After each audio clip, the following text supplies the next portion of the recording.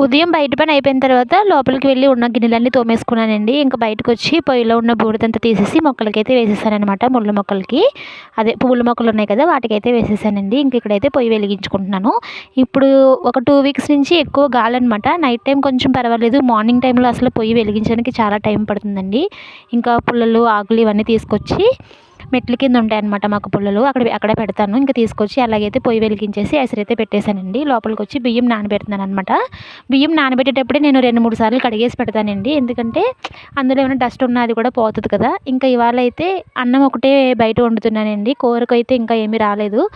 Chicken తెస్తారో మరి ఏదైనా ఉన్న కూరగాయలు ఉండేదో ఇంకా తెలియలేదనమాట. ఇంకా పిండి ఉంది కాబట్టి దోసలు వేద్దామని చెప్పి పిండి తీసి బయట పెట్టాను. అలానే ఉప్పు తక్కువ ఉందని చెప్పి లైట్‌గా ఉప్పు వేసేసుకొని క్రిస్పీనెస్ కోసం కొంచెం పంచదార కూడా వేశానండి.